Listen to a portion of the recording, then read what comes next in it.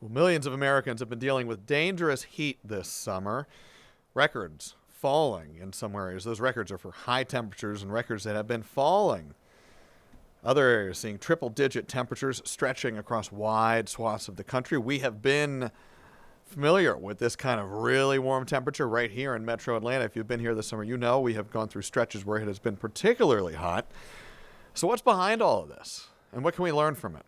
We're bringing in right now Zachary Handlos, who is a senior academic professional at Georgia Tech's College of Sciences. Zachary, thanks for being with us. I also have to say, it's a good name. We always like it when we have two Zachs on the pod here.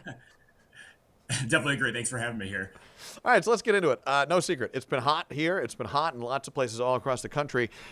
Is this normal hot? Is this normal warm weather? Or is this an indicator of something else going on? Yeah, those are some great questions. And look, anyone who lives in Atlanta knows, right? It's hot and humid in the summer. But what's been different about the recent heat wave that just passed, and the one that's forecast for the western U.S. that's going to kind of move its way into the central and east U.S. next week, is that we're getting high temperatures in Atlanta more in the mid to upper 90s and close to 100 versus maybe upper 80s, low 90s. And you throw on top the humidity in that mix, we're getting these heat index values or sort of this feels like temperature well into the 100s. And that's a problem for people who work outside or even for those who just want to do recreational activities outside. It really increases your risk of heat related illnesses, including heat stroke. We've seen some feels like temperature graphics here just in our forecast as our meteorologists are doing their thing, and it looks like a bad bruise sometimes. I mean, deep purples and pinks. It's ugly, and it feels ugly when you go outside sometimes. But you're a scientist. You study this. So give us the historical context here. Is it particularly hot this summer? How do we compare to summers of a year past, a decade past, 50 years past? That's a good question. I think it's hard to know how the summer is going to stack up because usually one kind of simple metric that you can use, there's a lot of metrics, but one is you can just count what are the number of 90-degree or greater high temperature days you have in a year. And the greatest stretch we've had in recent memory, I believe, was the summer of 2019, where Hartsfield-Jackson International Airport hit 90 degrees or greater, I think 91 of the calendar days of that year. To be honest, the start of summer was warm, but it wasn't incredibly hot. But it's really this previous heat wave and the one coming up in the forecast that have led to these several degree days in a row of hitting 90 degrees or above and well into the mid to upper 90s. In terms of what's causing it, what we call this is a heat dome. Basically, there's a fast current of air called the jet stream that's about 10 to 12 miles above us, and it forms kind of an upside down U shape when you look at weather map data in the upper part of the atmosphere, and that allows for heat to just kind of be propagated from the southern latitudes into our region, and it just sits there and it sits there and it gets very warm. We get extra humidity from the Gulf, and it gets very dry at the same time. And so this helps to exacerbate any of the effects that come with heat and humidity, as we've already mentioned earlier. Heat dome is one of my favorite meteorological terms just because of its descriptive power. You can envision it. It's almost like if you have one of those old school, I've been in the South for a while now, those old school kind of pie trays that are out there, the displays where you take the pie out of the oven, you put it there, and then you put the lid on top. It keeps That's the right. heat in. That's what the heat domes feel like. Let's talk about climate change here, Zachary. Is climate change playing a role in the heat that we are seeing right now?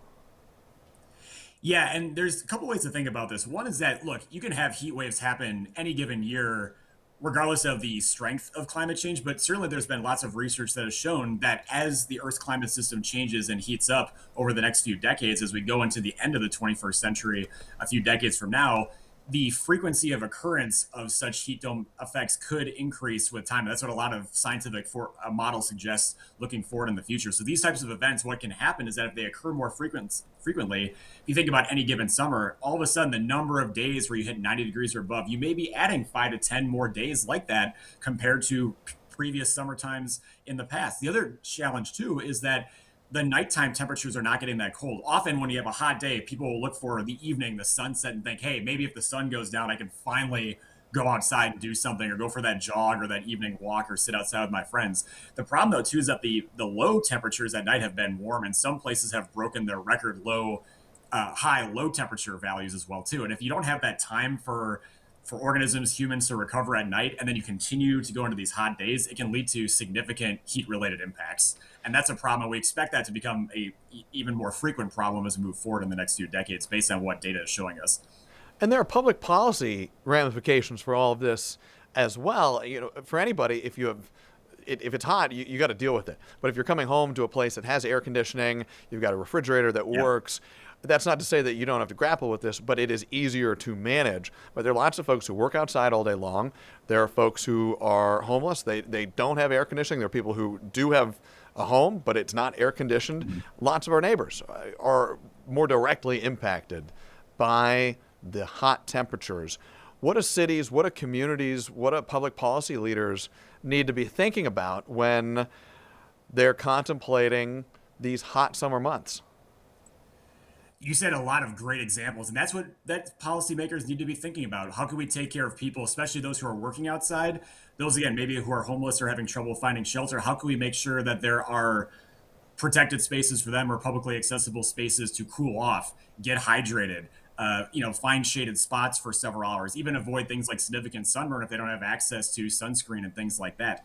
So policymakers need to think about that. Also, does everyone have access to air conditioned buildings? In the South, we're sort of lucky that the majority of buildings are air conditioned. I'm actually up in Wisconsin right now visiting family, and there's a lot of buildings here that don't have air conditioning. And if you increase the heat dome effect at higher latitudes, all of a sudden places that don't have air conditioning, you can really suffer in those situations. So I think policymakers just thinking about how to make any sort of heat related, shelter resources more accessible, affordable. That's the key moving forward in the future. That's something we have to think more seriously about if we're going to continue to see a slight increase in the frequency of occurrence of such events moving forward in the coming decades.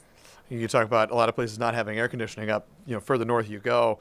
Growing up, a good chunk of my time in Boston as a kid, no air conditioning. And you certainly Yeah, didn't think about it in the exactly. winter, but in the summer, it gets hot there too. Not like this, though, not here. Let's talk about this. One term that caught my ear when I first heard it was the idea of a heat island. And that's something that I think a lot of people probably intuitively get when you step into a city, when you step out of your car on a parking deck, Yeah. but didn't know there was a name for it. For folks who aren't familiar, tell us what that means and what can be done to mitigate the effects of the heat island that can really crank up the power of the heat to the proverbial 11. Yeah, that's a great question. And Atlanta is a great example, for better or for worse, of an urban heat island and the urban heat island effect. So the idea is that when you have more paved surfaces, buildings, concrete, less grassy surfaces, less vegetation. So think, for those of you in Atlanta, inside the perimeter, midtown, downtown, where it's a little more concentrated with that kind of stuff. The problem is that it does a better job of trapping heat and there's less cooling effect. You need vegetation to basically enhance that cooling effect. And if you don't have the vegetation around, all of a sudden you could be downtown or at the Hartsfield-Jackson International Airport, somewhere more urban, and the temperature there can be up to 10, sometimes 15 degrees higher, either in the morning or afternoon, compared to some of the suburban locations. Sometimes you can even look at the temperature at the DeKalb Peachtree Airport in Northeast Atlanta versus Hartsfield-Jackson. You can see a significant temperature disparity because of this. In terms of mitigating or helping to reduce the effect, that's where continuing to plant trees, increasing green spaces, basically increasing shade and vegetation, that can help offset this urban heat island effect and help to cool things a little bit more so that at least conditions become slightly more tolerable, especially during these heat dome type of events. All right, Zachary, we're short on time. I want to give you one last question here before we let you go and enjoy your time with friends and family in Wisconsin. You study this stuff, you research it, you're in an academic setting, and you're spending, I think it's fair to say, more time thinking about this kind of thing than somebody who is thinking about the heat when it's hot outside and then they go to a different job. I mean, you're really locked in on this stuff. What do you wish more people knew about? What do you wish more people were thinking about when it comes to the weather, our climate, and the way we navigate it all? Yeah, I think a couple of things. One is when it comes to heat dome events in general, don't remember that everyone's body has limits. And so even if you're someone who's like maybe an avid, jogger who runs outside or someone who's worked construction for years and you think, oh, this is nothing, it'll last for a couple of days, you can still be impacted by heat related illness. So it's important to continue to drink water, stay hydrated, take breaks, find shade, things like that. No one is invincible, unfortunately, to such events. But in terms of thinking about weather and climate moving forward, I think this is a good example. These heat domes that, again, these are weather related events, and weather events, these are changes in the atmosphere that are happening all the time. Climate events, often you'll hear it of an extreme event like this or a hurricane landfall, and you might think, oh, is this due to climate change? And you have to be careful because a single event that happens doesn't mean climate change caused it. But what we look at as scientists with climate data is how are these statistics of weather changing? So we think a lot about how often such events are occurring. And again, our big concern with heat wave events is that the frequency of occurrence of such events is expected to increase in the coming decades, and that could be more problematic in terms of societal impacts. All right, Zachary Handlos, senior academic professional at Georgia Tech's College of Sciences. A lot to talk about, giving us a lot to think through and feel through. As soon as we go outside, we're going to feel these warm temperatures.